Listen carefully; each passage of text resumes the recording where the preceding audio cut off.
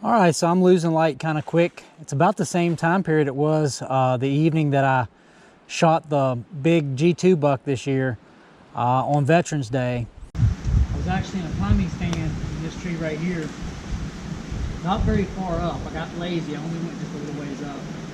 Technically, it's best to go up high because I can see where a point comes down into a really wide creek down there. I got a really good field of view down through there. But I got kind of lazy and was concentrating more with this area right here. That out there where it starts to get thick gets to be about a quarter mile wide. Well, just shy of a quarter mile wide, but runs about 2/3 of a mile that way.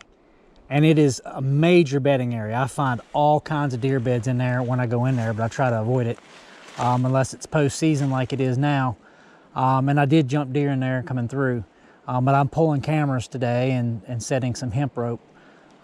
So I was sitting in this tree. I'll come over here. And it was getting late in the evening like it is now. Probably down to the last 20 minutes of shooting light, 25 minutes of shooting light.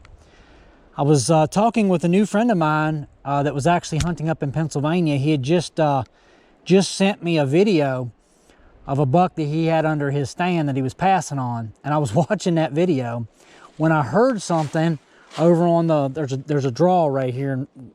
There's a point, there's a draw right here, and then over the point it makes another draw, but I could hear something over there, but I thought it was squirrels. Didn't think much about it. It wasn't a lot of racket, but the weather was very much like it is right now. It was a little bit windy, well, slightly breezy, and really overcast and getting ready to rain, which is what it's doing now. A lot of low pressure. So what I'm seeing now is really about what I was seeing then. So I'm sitting in the stand, and this is actually December the 5th, I think. But I was sitting on the stand, and on Veterans Day, November the 11th, and after I heard that, I never heard it again, and then all of a sudden I caught movement. Without hearing anything, I caught movement right around there. And when I caught the movement right around there, it was a doe. And she was looking behind her. And so when she was looking behind her, I looked to around in this area, and there's a buck standing there. And all I could see was just really big G2s and comparable G3s. And I knew it was a deer that I definitely wanted. I wasn't familiar with the deer, but I definitely wanted to take a shot at it. So I had my gun to the left to where I was going to have to bring it across my body.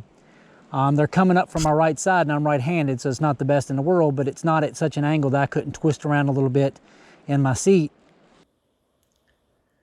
So when I had the doe and the buck there, I reached over to my left to grab the gun and bring it across my body and then shift around. And when I did so, I actually snagged the barrel, or I hit the barrel up against some of these limbs. And as soon as I hit them, I just froze in place, and I looked back over, and that doe was no longer looking back at the buck. She was looking straight at me. I mean, straight at me. And so my heart really started moving. I wasn't really I wasn't really feeling much of an adrenaline dump up until that point. And then I shifted my eyes over, and I saw that he wasn't looking at me at all. He was still looking dead at her. So I went ahead and brought the gun on past the limbs and got the crosshairs up on them, touched the trigger, smoke poured out the front of it. But when the smoke poured out the front of it, I caught movement over here. The doe goes straight that way. But I caught movement here where he actually goes down and stumbles. And when he gets to his feet, he wheels and does a 180, and then comes back down, hits that draw, and I can hear him running all the way down the draw, down, across the creek, and up the other side. But I knew I hit him because, like I said, he stumbled really good. And I've always heard it's a really bad thing when with a muzzleloader a deer just drops, that oftentimes they can just get straight back up.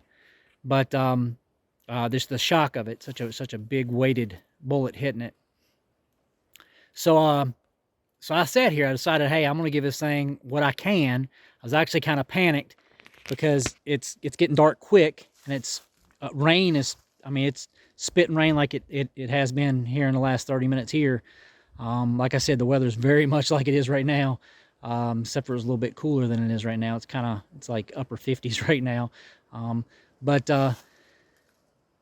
But anyway, I end up sitting here, and I let my buddy up in Pennsylvania know, hey, I just shot I let my wife know, hey, I just shot a good deer. You know, I'm gonna give it a little bit of time. I'm definitely gonna be after dark coming out. And so I sat here for a little bit, snapped a couple pictures of the view I have here that I was hunting. Climbed down out of the stand. My knees were a little bit wobbly, wanted to get my legs under me good, so I come down out of the stand, took a picture of my tree stand, and then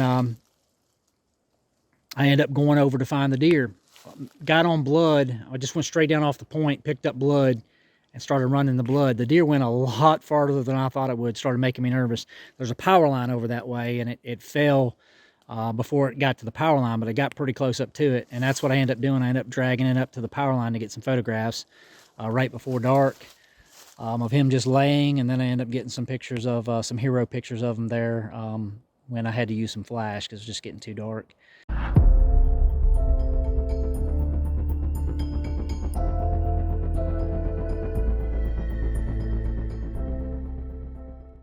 But anyway, this is where I was at, and I've recently, I have a number of cameras in here that I had checked and just hadn't pulled. I'm pulling today.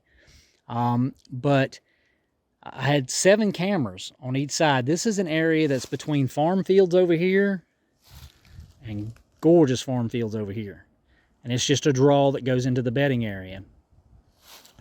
So I have cameras on the east side and the west side of this over here, and I have cameras on the next creek over that way, a couple cameras that I just pulled. But I had checked all those cameras but 2, and so I checked 5 of the 7, and on the 5th out of 5 cameras that I checked originally, I had nothing on the buck that I had shot, the G2 buck. So I was kind of disappointed. Didn't have them on there at all. Had some more of the buck that I was actually in here after, which I'll show you a couple video clips of him. He was an interesting buck. He had brow tines on his right side that kicked straight back, like back towards his neck. He was the buck I was actually in here after. So let me show you those videos.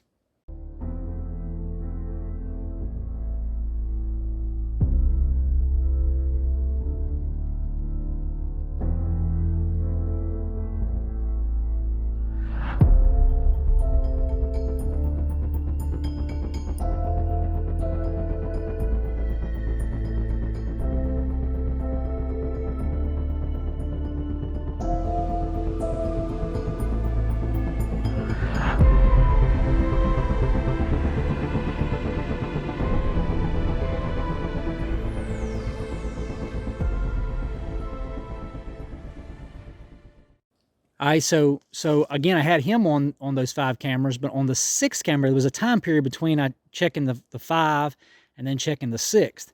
And then I just recently checked that 6th camera, and I was thrilled. I actually got, and it's quite some distance away from here. It's probably more than a mile from here, just over a mile. But I actually got some video bites of the big G2 buck working a scrape in an area that I pretty much stay out of. I will mess around the fringe of this bedding area just because of where it's situated between the farm fields, but I generally don't mess with that other bedding area unless I am desperate to try to find some deer. It's my backup spot. But I had some video of them there, along with a real big, gnarly 6-pointer, a mature 6-pointer. So I was thrilled to have some video of them, and I'm currently getting ready to pull that 7th camera. So there's a chance I might have him on the 7th camera. If I do, I'll make sure I show you. If not, I'm certainly going to show you the footage of him in that other area where I got the video bites of him working the scrape.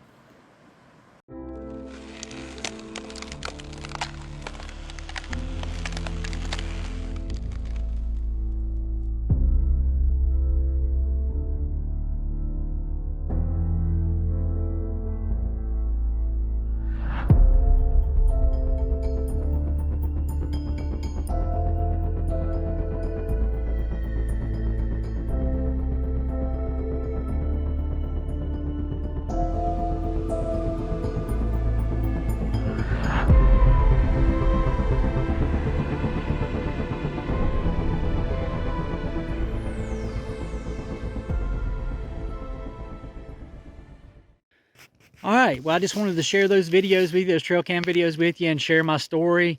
Very happy with that Veterans Day G2 buck. It's the first deer I've ever killed on Veterans Day itself. I was really lucky to be able to kill the hole in the horn buck back at my old stomping grounds. But honestly, I'd much rather have had contact with the buck that actually came in here after. They had the kickback brow tines, or else even that 6-pointer that. But again, I wasn't hunting that area, and I've never gotten any video of him up on this side of things. But the one that has the kickback brow tines was the buck I really wanted. But if I had to choose between him and the G2 buck, I definitely would have chose the G2 buck. So so I had a really good season this year. I hope you all did also. Stay safe out in the woods, and I wish you the best of luck. Just wanted to share the story of the Veterans Day G2 buck.